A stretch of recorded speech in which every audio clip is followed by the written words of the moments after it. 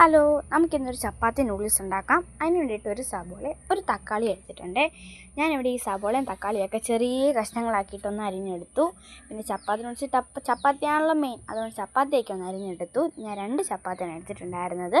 ഇനി തീ കത്തിച്ച് ചീനച്ചട്ടി വെച്ച് അതിലേക്ക് ഓയിൽ ഒഴിച്ചു കൊടുക്കാം. ഞാനിവിടെ സൺഫ്ലവർ ഓയിലാണ് എടുത്തിട്ടുണ്ടായിരുന്നത്.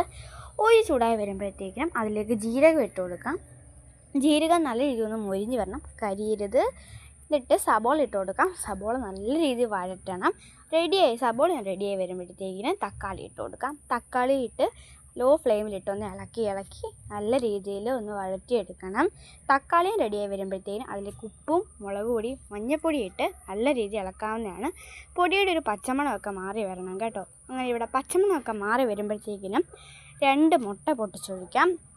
ഈ മുട്ട റെഡിയായി വരേണ്ട പാകം എന്ന് പറയുന്നത് നമ്മൾ ഈ മുട്ടത്തോരനൊക്കെ ഉണ്ടാക്കത്തില്ലേ, ആ ഒരു പാകമാണ് നമുക്ക് വേണ്ടത് ഇവിടെ.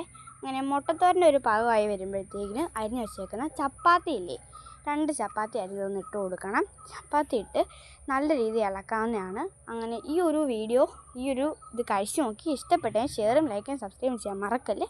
അടുത്തൊരു ഉടനെ വരുന്നതായിരിക്കും. ബൈ.